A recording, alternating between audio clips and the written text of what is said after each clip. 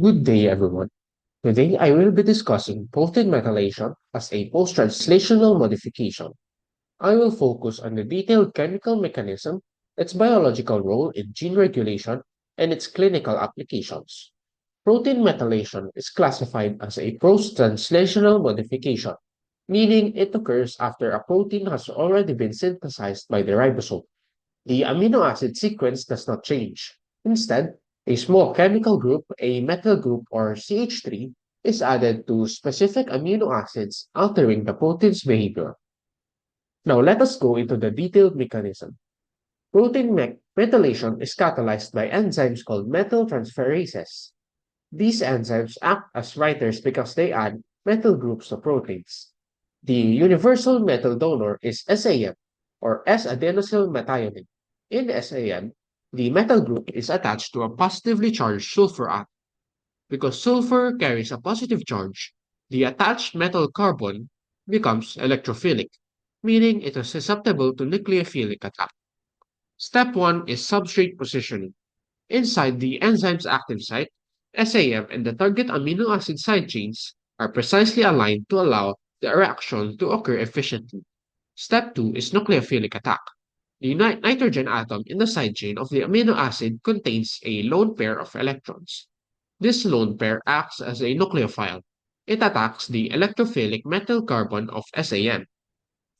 Step 3 is the transition state. As the nitrogen attacks, the bond between the metal group and sulfur begins to break at the same time. This is an SN2 nucleophilic substitution reaction, meaning bond formation and bond breaking occur simultaneously. Step 4 is product formation. The metal group is transferred from sulfur to nitrogen. SAM loses its metal group and becomes SAH, or S-adenosyl homocysteine, which is the byproduct of their action. The protein backbone remains unchanged, only the side chain is modified. Now let us discuss the two main targets, lysine and arginine. For lysine methylation, the enzyme involved is a methyltransferase. The target is the epsilon amino group of lysine. After the first methyl group is added, we get monomethyl lysine. The nitrogen still has a lone pair, so a second methyl transfer can occur, producing dimethyl lysine. A third metal transfer can then occur, producing dimethyl lysine.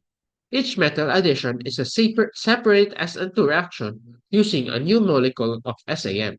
Even when trimethylated, lysine usually retains a positive charge under physiological conditions.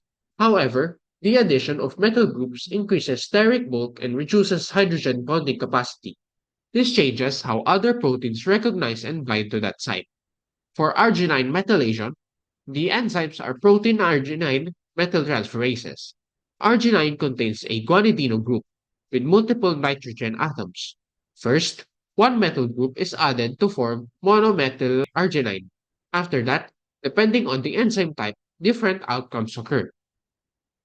Type 1 enzymes add the second methyl group to the same nitrogen atom, forming asymmetric dimethyl arginine. Type 2 enzymes add the second methyl group to a different nitrogen, producing symmetric dimethyl arginine. Again, each metal addition follows the same SN2 mechanism with SAM as the donor. Although the chemical reaction is similar for both amino acids, the structural outcomes differ because of their side chain structures. Now, let us look at the biological example. One major role of protein methylation is in regulating gene expression through histone modification. Histones are proteins around which DNA is wrapped. When specific lysine or arginine residues on histones are methylated, they create molecular signals. These signals are recognized by reader proteins that specifically bind to mono, di, or trimethylated residues. Depending on which residue is methylated and the degrees of methylation, chromatin can become more condensed or more relaxed. Condensed chromatin limits gene expression, while relaxed chromatin allows transcription to occur. Therefore, methylation does not destroy DNA or alter the sequence. Instead, it changes protein interactions that control gene accessibility. This is part of what is known as the histone code. Finally, let us discuss the applications. In cancer, certain methyltransferases can become overactive. When this happens, excessive methylation may silence tumor suppressor genes which normally prevent uncontrolled cell growth. To counter this, targeted therapies have been developed. One example is tazemetostat. It inhibits EZH2, a histone methyltransferase involved in gene silencing. By blocking this enzyme, the abnormal metal transfer reaction is reduced. This can reactivate tumor suppressor genes and restore some of the cell's natural defense mechanisms. It has been approved for certain types of sarcoma and lymphoma. Methylation also has diagnostic applications. Abnormal methylation patterns can be detected in blood using liquid biopsy techniques. These methylation signatures can serve as biomarkers for aggressive cancers, allowing earlier detection and monitoring. To summarize, protein methylation is a post-translational modification involving an enzyme-catalyzed SN2 nucleophilic substitution reaction. A nitrogen atom in lysine or arginine attacks the electrophilic metal carbon of SAM. The metal group is transferred, SAM becomes SAH, and the protein sector interaction properties are altered.